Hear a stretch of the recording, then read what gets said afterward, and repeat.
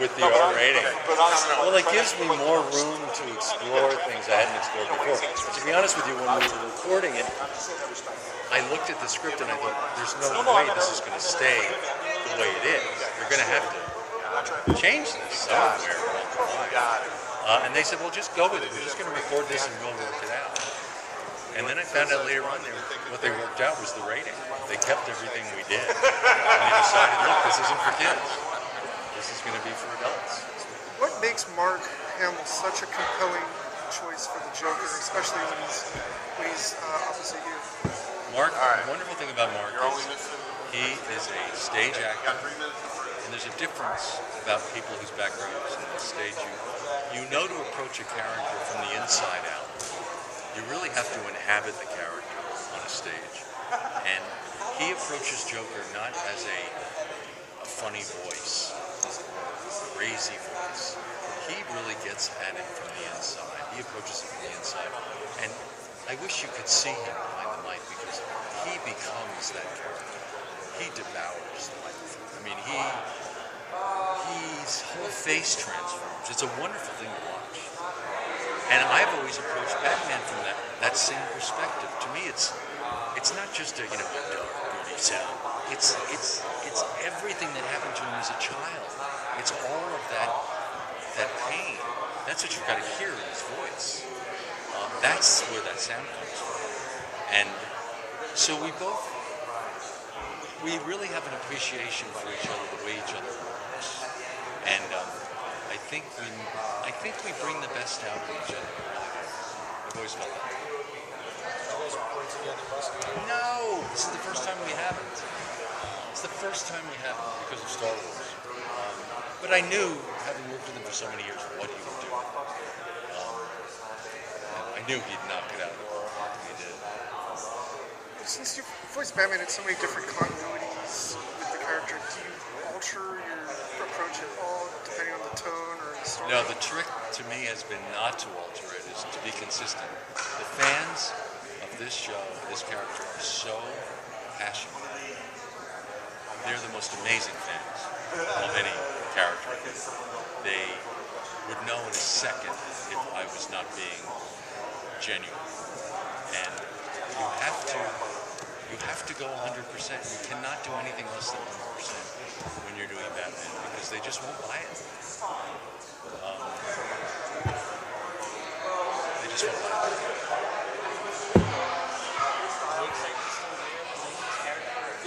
You know what it really is? He's such a cool character. I get asked sometimes, what other superhero do you want to play? I go, what other superhero is there? When you start, with the Maserati, where do you go? There's no other car.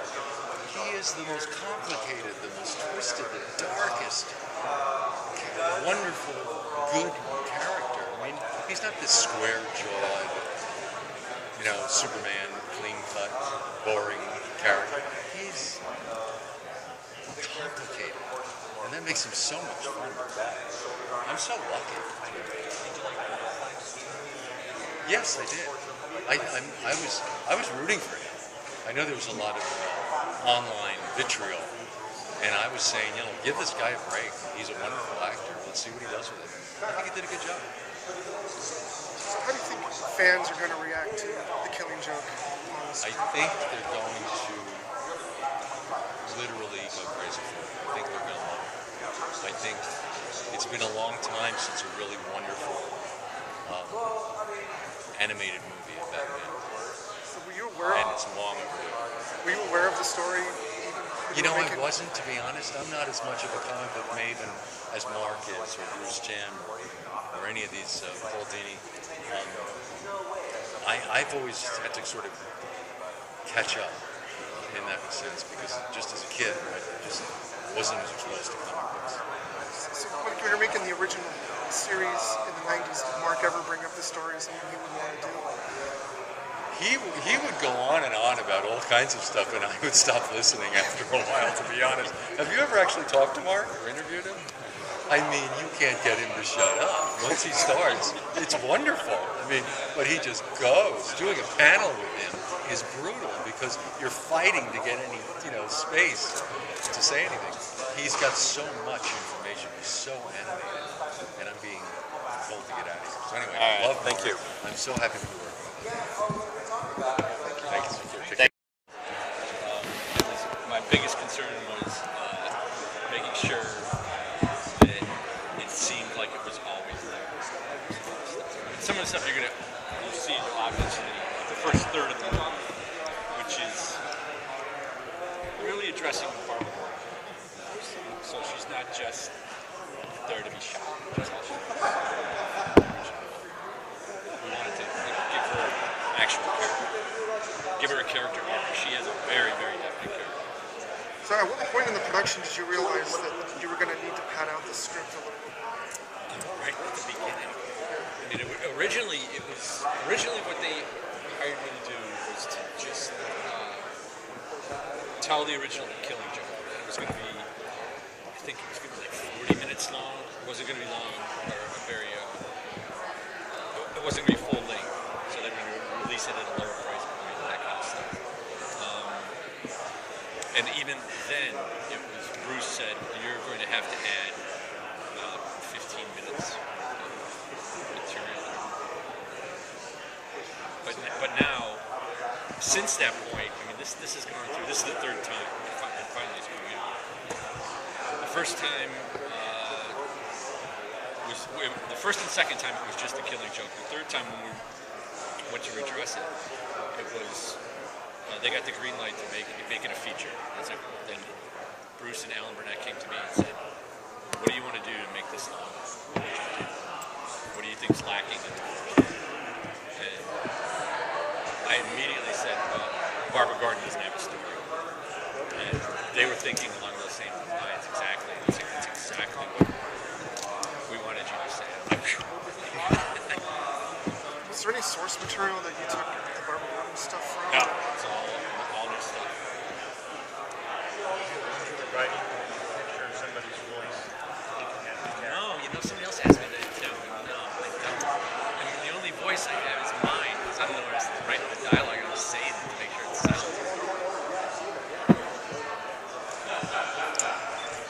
But it's after seeing it, this is kind of I've had limited experience with this. That it's really weird to see stuff, to hear stuff I've written, and to actually hear these actors giving some emotion. It's like, wow. Seeing that this is an R-rated film, at any part were you asked to either punch something up or tone it down? No, I was told to just stay true to the source material, and then I was never told to tone anything down. If anything, I would amp it up a little bit.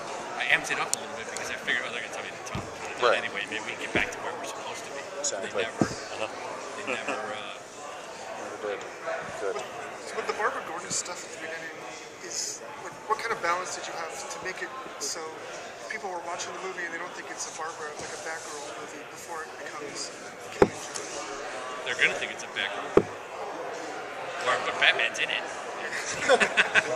So, I mean, it's still Batman. So it's going to be like a Batgirl movie that takes this sudden turn. It's just, no. I think it works. It holds together really well. I mean, it explores more of her relationship with Batman. Because it is, I mean, Batman is all through the beginning of it as well. So you said that you wanted to stay true to Barbara Gordon's character, but you said that you didn't have any source material based off it. So how did you come up with new source material while staying true to her character? I know who she is from the comics. I know the characters. I mean, her character in Killing Joke. I mean, let's not kid around. She's there to make Coco get shot, and cry in the hospital. That's not a good character. So, I wanted to give her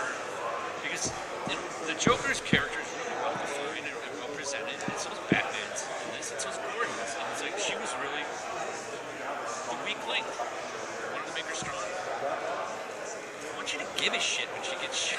What's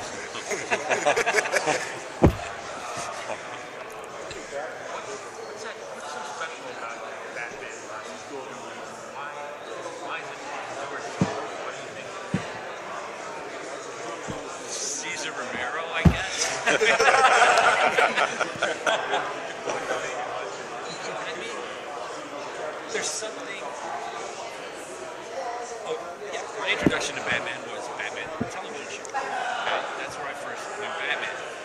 And there, even then, there's something about the Joker that was like, that's the villain.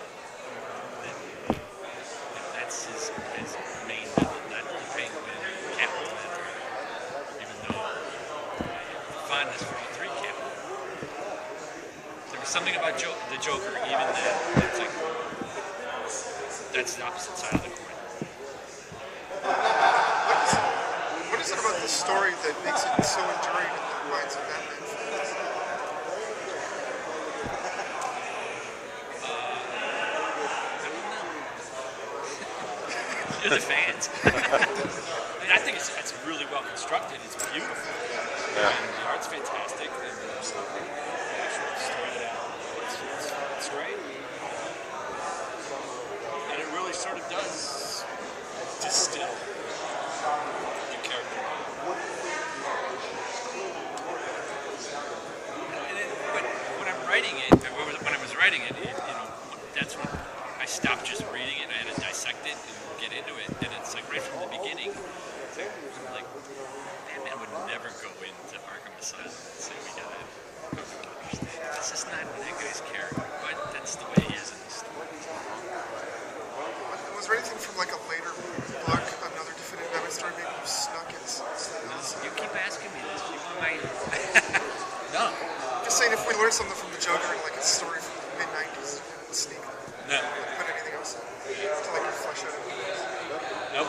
What's your Last personal question. favorite Batman story? Dark Knight. I better say that.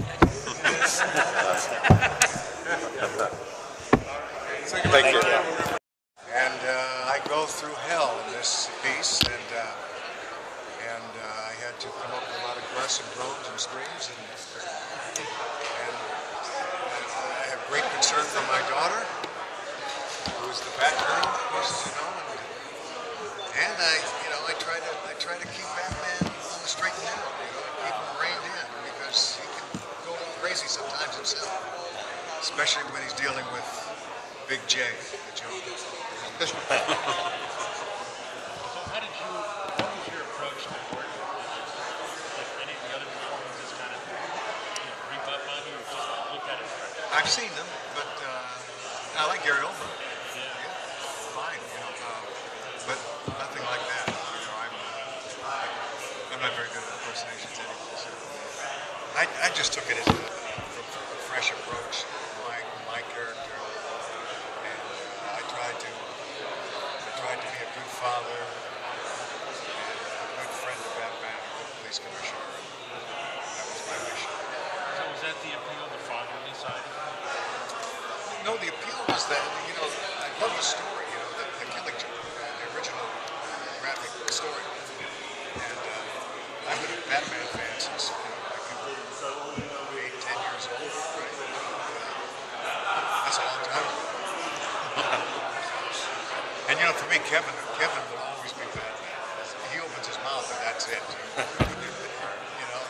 He's in my mind, he's my image of Batman. And so it was a thrill just to be doing it with Kevin and the lovely Tara, who plays my daughter. And the writing was great, the direction was great, and I just saw this for the first time a couple of days ago, and I was thrilled. It's a hell of a film. And it's very film noirish, like a 40s, very dark, good detective story, and with some modern twists. And the characters are great. All the incidental characters are marvelous. Great actors, great voice actors. and they really bring it. They not only do the voice, you can feel the acting behind it, and it's pretty special for an animated film. Did you record individually, or were you all together? Individually. So the first time you saw everyone else's performance was kind of when you saw the movie? Kind of when we were, when we had to do some ADR work. You know, we were able to see the movie, some parts of it anyway, and some of the other characters in the scene with you, and you were able to respond then. But originally doing it, we just kept doing our lines over and over and tried to do them as well as we could, and trying to improve on each take. So what was your reaction then when you finally got to see like your voice paired with everyone else's?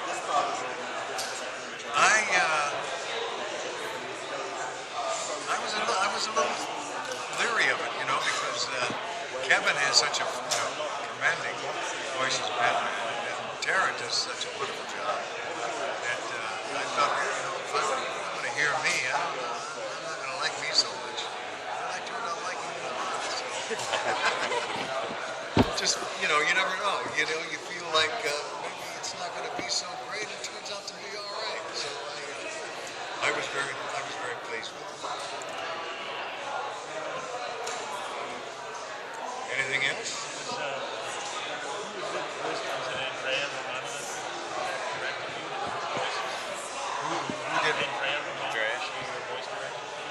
No, it was, well, I don't know that she was there. The director was there, and then there were a bunch of people in control, producers and writers, and they all put in their 2 cents. You know. I tried to tune most of that out, but it was a good experience. A lot of the voice cast was from the animated show, right? I don't think you weren't Commissioner Gordon on the show. No. So what was it like? Was it a daunting thing when you're like, oh, we're going to do all the voice cast from the show, but you're stepping in for this other guy? What was that experience?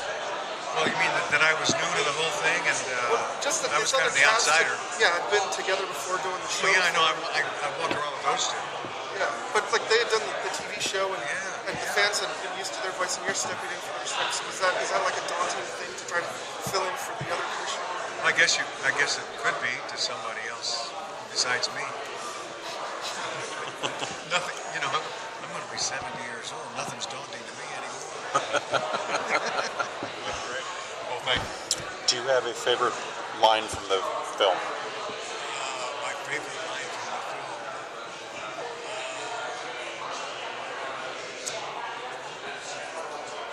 I think it would have to be. We have to do this by the book. Is this your favorite Batman story, or what are your favorite Batman stories? I mean, it's one, yeah, certainly on the top of the list. Yeah, I think it's one of the darkest. You know, it's the R-rated Batman. It's no PG, and I'm not so sure. You know, you'd want your little ones to view it. Maybe wait till they get a little bit bigger. But it's certainly a film for all of us. I'm assuming it's a lot darker than the Batman you grew up with from your earlier years. I guess you have the 60s and the 70s. Yeah. That's what I meant by a few modern twists. Yeah. You won't find some of the things that are done in this on any of the comic book pages. That's for sure. I don't want to say anything, but it rhymes with SEX. No, I can't. But isn't that good to kind of do an adult version? It's been around for 75 years, so a lot of fans My goodness, you know, we have HBO and Showtime. They do everything. So why can't we? And I think all the major networks ought to follow suit. You know, I'm doing the soap opera, kind of moonlighting on a soap opera called Young and the Restless. And they won't even let me say damn, bitch, or bastard. And if you do, well, they'll let you say 1 or 2 of them per show. It's unrealistic. That's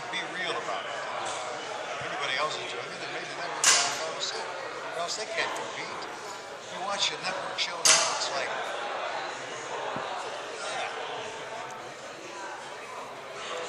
am I killing my career right here?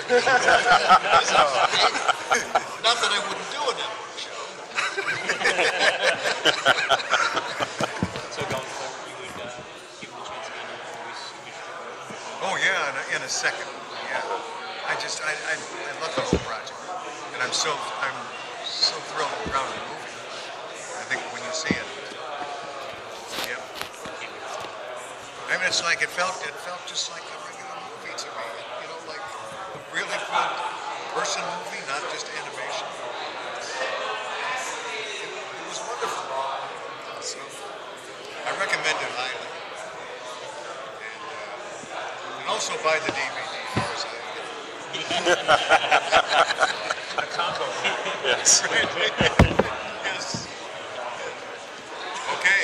But did they talk to you at all about the fact it's going into the theaters for that special showing, and that was so the fandom was so overwhelming, they had to extend it? Like, what was that? Did you have a reaction to that? The fact that the fans are apparently so excited about this movie. I don't know about how they're going to handle that theatrical release, but I hope that it gets out. Last question. The last question. I hope that it gets out, in as many theaters as possible and stays in it as long as possible. But I know the DVD is going to be a great release, and I think any fan of Batman, because I think it epitomizes the whole Batman story.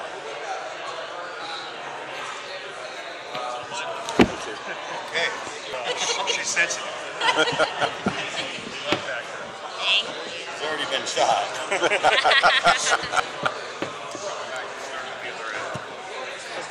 good thing about it is the graphic novel, Barbara's I think Barbara's the star of the show. I think. When I was watching it, I watched it on Monday of this week, and I'm like, I am the star of this movie. But yeah, she has an integral part, and the way they weaved in the extra story is so seamless. It just seems like it was always part of the original comic. It's really, really well written and animated, and all the people acting in it are so wonderful. There's so many moments where you're like, wow, that's so good. It's just really a lot of great, great moments in animation history in this one film. I wasn't, and part of me's happy because there are some shocking moments, so I sort of felt them organically as an actress while going through them with Batgirl. And I don't know if I knew that before, may have sort of tainted how organic those moments were. In retrospect now, I wish I had, but when I was really little, I loved Batgirl. I had collected Batgirl comics and toys and all kinds of stuff, and then I took a little break, probably the Killing Joke break. But yeah, for me it worked because it was just as shocking as if it was happening to me on camera, whatever, just visualizing all these moments that were happening. And is the father-daughter relationship pretty key in this too? Definitely very key. I think the emotional elements of relationships in this movie are baked beyond anything we've seen before in any Batman incarnation.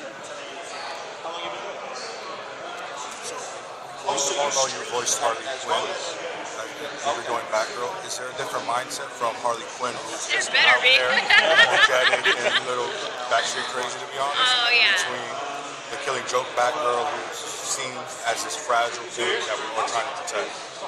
Yeah, I mean, she's not that fragile in the Killing Joke, but there's certainly some vulnerable moments for her. Playing Harley is so the opposite end of the coin. I mean, and I feel very blessed to have been able to play both characters. Batgirl is pretty much the only thing I do that's my own voice, and then Harley is not my own voice, which I think is great because then I'd have no friends if I talk like that all the time. But she's so crazy that I always say, like, I get all my frustrations out doing Harley. If you have a bad day, it's like funny. Sometimes when you're doing a video game, you sort of dread those sessions because it's just you for 4 hours doing 1,000 deaths out, which is really. But anytime it's Harley, I'm like, okay, let's go. She's just so much fun and she's so crazy, and I think the freedom to explore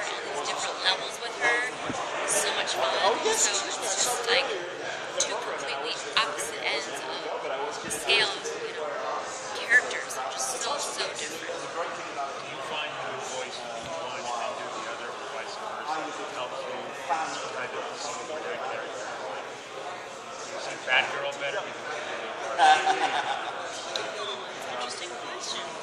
Maybe in some way, yeah. I haven't thought of that, but yeah, because when I was younger doing Batgirl alongside Hamilton Conroy and the amazing Miss Sorkin was doing Harley, it was just like, oh, she's crazy. But then you get to her and you get into her skin and you realize that she's just so in love with anything, so loyal and devoted. It's like you certainly have a sympathy for her. I'd say that's probably true. Yeah. Good question. When you look at the history of Batgirl, you've got the original TV series, you've got Alicia's performance in the film. The rest of it is pretty much in animation and comics. So where do you look when you go, oh boy, I wonder about this part of her or that? Where do you go to kind of fill in the gaps? Well, for my own journey, it's really been sort of an authentic, organic journey because when I first moved from Toronto to Los Angeles, it was like a couple of years after I'd been here, I moved Batgirl. And so I was really like new in LA, working alongside these greats. And I was a little girl, I was 20, but I looked like 14. And then this natural transition to where she is today, so much in my life has happened too. So it's the same person having gone through all these life experiences. There's a similarity to that between her and I. And, you know, when you're acting in these moments, you just visualize them in your head. You go through these journeys with them. And when I'm imagining what she's going through and then I'm reading the lines, it's like I'm actually in those moments. I see those moments. I cry in sessions, or you'll never see a voice actor just standing like this. You know, they're really like into it emotionally within the parameters of the microphone. And she's just gets to explore so many emotional levels in this one that she never has before, ever, or in all the incarnations of Batgirl. Definitely the darkest any of them have ever gone. Good.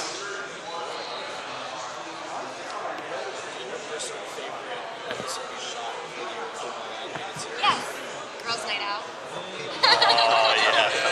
I mean, that, I was selling Batgirl and Supergirl and the towels on their head. You know, it's just like, I love that. That was, you know, pretty much the beginning of the girl power. I think I was like powerful girls even. It was just like this really cool couple of chicks, superheroes hanging out.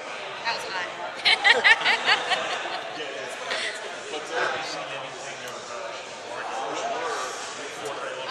Maybe just in the trailers.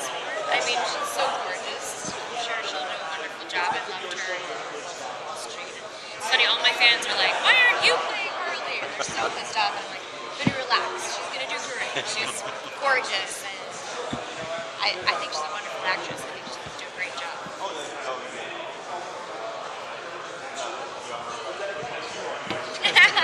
Thank you.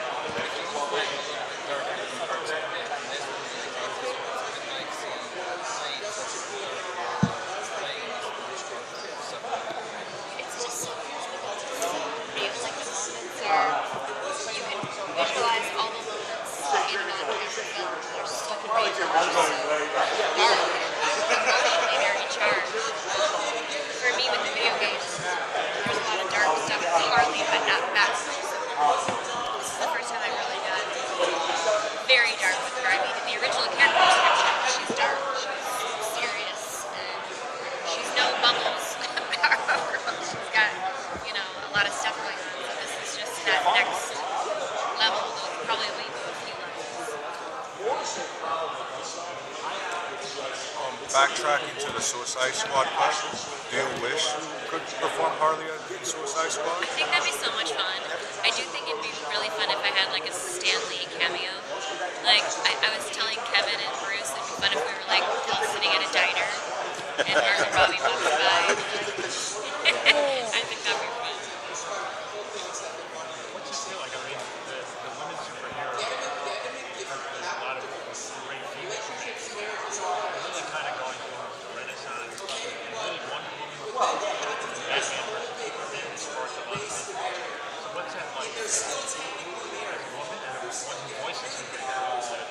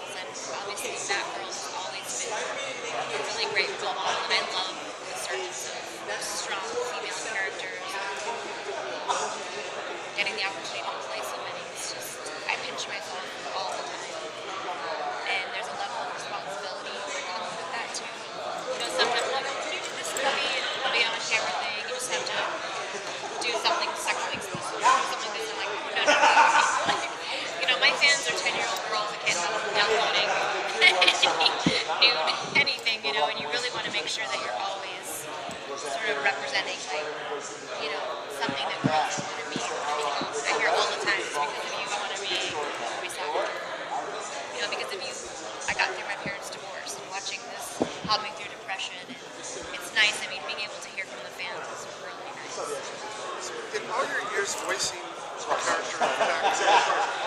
When did you first realize or find out that this story existed and this darker future was in store for you? Well, I knew Harley from another incarnation that I had worked on, and I knew basically a little bit about the story, but I didn't read the comic before. I didn't know that much about it, to be honest with you, until we started working on it. That was like my first real foray into this crazy dark version. Last question.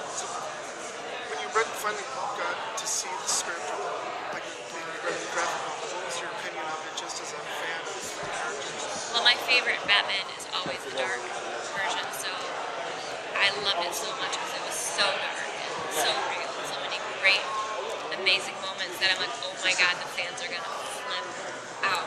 They're really gonna lose their minds when they see it. Hopefully, they'll respond in a positive way. I think they will. Guys?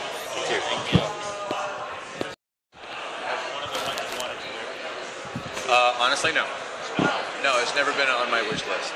It's something that I've always kind of dreaded having to do as a movie. So, because it's problematical. It's not a standard Batman story. Looking at the comic over the years, I kind of went. Every time I come in for a discussion, I look at it and go, it's not an action movie. Batman doesn't save the day. He almost doesn't do anything right in the story. It's very, very bleak. It has one of the most famously messed up endings of a comic ever, and I thought these things are all anti what cinema is all about.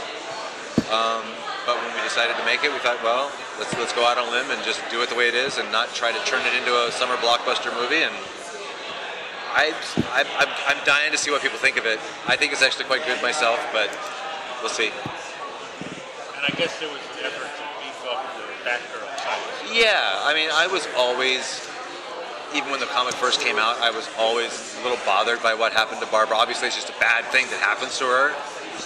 But just the way it happens is it's kind of a classic, situation where the female character is horribly injured so that the male characters can go, oh no, and vow revenge and all that. So she's more plot device than the actual character. So when we decided to expand the film's length to feature length, I really thought it was probably the best thing to do would be to spend all that extra screen time with Barbara as a character, and I think that really worked out great. With the Fathom screening selling out, they're adding more showings, fans are really excited for this. Do you think this could pave the way for maybe one of these animations to actually get a theatrical release? Like, I know Mask of the Phantasm is way back and it's kind of drifting. Maybe. I'm a little of two minds about it myself. These things aren't, to be completely blunt, they're not budgeted on a feature film budget. These are actually very, very small budgeted films. They're very low budget. To me, I think they're really high-end TV productions. If we were going to go forward, I would rather know in advance that it was intended to be a feature film, and I would like the budget to be upped accordingly.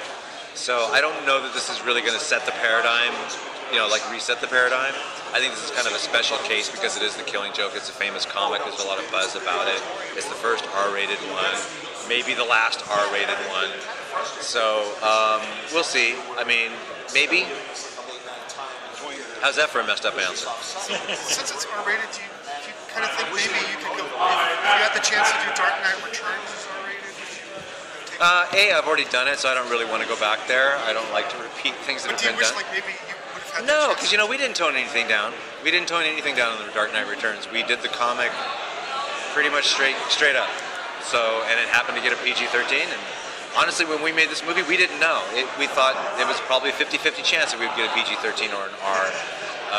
And it ended up getting an R, and the home video people were fortunately very supportive and said, we'll release it that way. So, but I mean, I never had a desire in the back of my brain. It's like, oh, if only we could do an R-rated Batman movie. I don't give a crap about that. I really don't.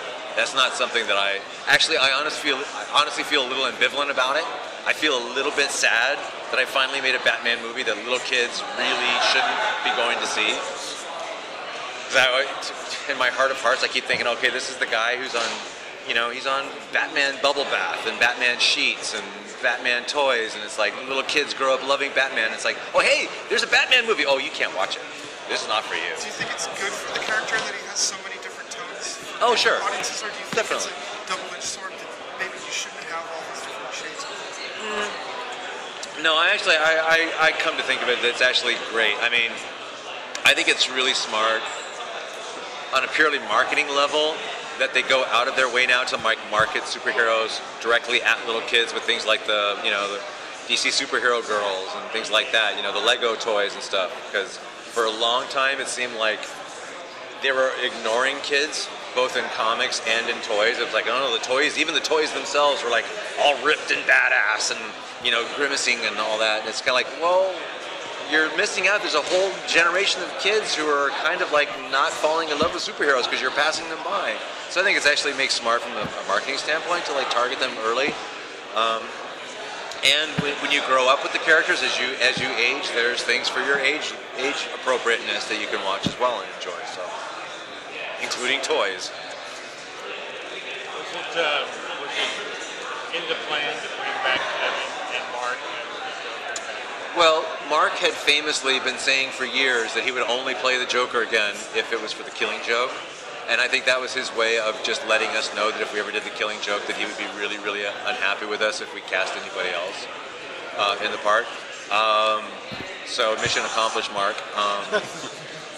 And that kind of made casting the movie easier. Once, we knew that if we offered it to Mark, he'd pretty much say yes. And then once we got Mark in there, it was like, okay, well then if we have Mark, it would be really, really weird to do this movie without Kevin. So that made that an easy sell to the home video people. And then if you get Kevin and you got Mark, it's like, well, who's going to play Batgirl? Well, I guess it better be Tara Strong. So, it kind of made things kind of fall into place a lot easier. With the Batgirl prologue, do you see this more as a Batgirl movie or a Batman movie, or kind of a nice balance between them? Probably 50-50. I mean, I'm glad that we got to spend a lot more screen time with Batgirl. I mean, I've loved the character since like 1968, or whenever it was that Yvonne Craig played her. But she's always been one of my favorite Batman characters. So I would be delighted if we could do a Batgirl solo movie without any Batman in it. But this is like the next best thing for me. Getting to spend at least a good half a movie with her as the star of the story. Would you bring back Batgirl's theme song from the 60s? Maybe. Chiffon on the motorcycle. That's a badass bike, I gotta tell you. Is there a favorite story that you still haven't adapted yet that you want to? There's a bunch. Is there going to be a Gods and Monsters film? Not in the immediate future, as far as I know. What is in the future? I'm not allowed to say. That man would shoot me if I said anything. Last question, I gotta take him now. No, I mean, that was the last question. That might have been. I gotta take him now. Eager to take on, or is there like some trepidation just based on doing it justice?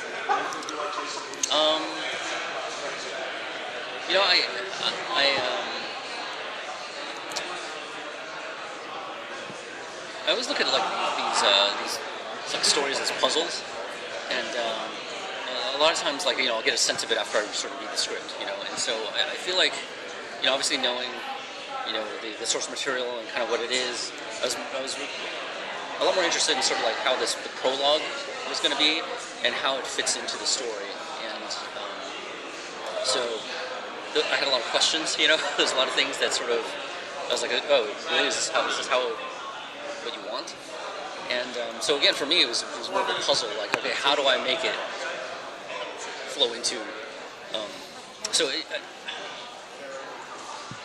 I don't know if I was, again, like necessarily like super excited to, but I was more intrigued by sort of like the challenge of how do you sort of take something that's so iconic and that there's so much expectations on it, and then add this other thing, and how do they fit into each other? How do they relate? How do you think they matched up? It's weird because I think probably ask Bruce this. I think he would say that I think they work as almost like two separate things. But for me, I was like, I need to connect it somehow, you know? And so I think like obvious sort of like plot wise, they don't really connect except for its Batgirl. But I feel like emotionally it connects, if that makes sense. I kind of feel like one sort of sets up Batman to be in this emotional space by the time Killing Joke starts. So, like, because when you say it doesn't connect, I mean, obviously, if you know the story, you know, if you're doing a prologue or Batgirl, you might think, okay, it's a Batgirl movie, and then there's a little twist in the middle that it's a Batman story. Is that kind of like a psycho kind of twist? Like, is that how you saw it? Is that how it plays out? I think it's smoother than that. I think there's a resolution, you know, by the time the first one ends. But I think it's more of that makes it feels like it's two different stories. It's almost like it almost feels like it's a, you know, like I don't know, like 2 months later, you know, then this picks up, you know, type of thing. As far as the look that you wanted, what I've seen, does it go towards the graphic novel, or does the character design all kind of go your own way? I think it's always the hard thing for, you know, the stuff that we do, because you know, outside of you know, it being a you know, like a movie length thing, is like realistically our budgets and our schedules are the same as TV, you know, and so there's a lot of things that we try to R&D, and there's a lot of things that we try to you know, accommodate for our limited, you know, time and budget. So it would be impossible, or we would need a huge budget to animate it exactly like the Ball and style. And so I remember when we were talking, like Bruce had mentioned, what about you know, Kevin Nolan? Because there's stuff that, you know, in some of Kevin's earlier work that kind of reminded him of some of the stuff that Bond had kind of done, you know. And so and that style was a lot more simplified than what Bond was doing. So we said, okay, well, maybe we should take a look at that and sort of design around that with Bond in mind. But then again, there's even a drop-off once it gets animated, you know what I mean? And so I think the intent was to sort of make it like a simplified Bond style.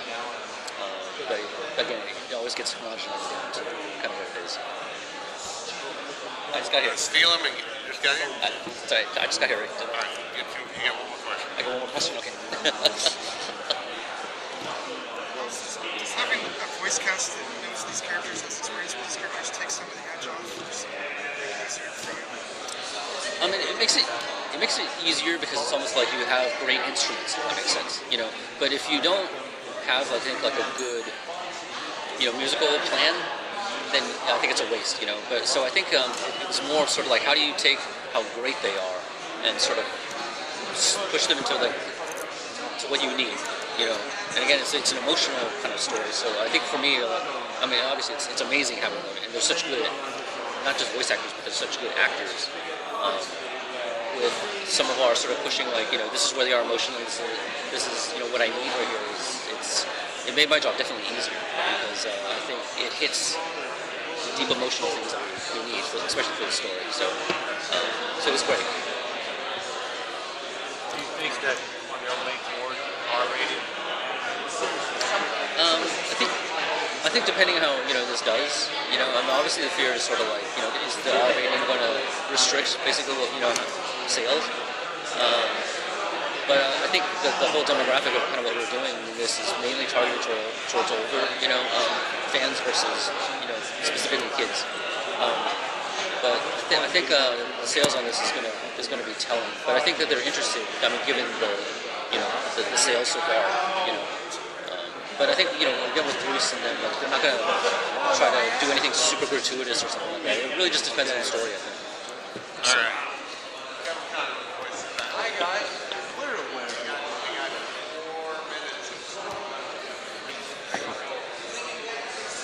Are you have anything else on your plate that you can talk about? I can't talk talk about stuff until he releases it. What's your, how do you think the final Killing Joke picture just You know, I think making these things is different when you're written. Huh? I already did that.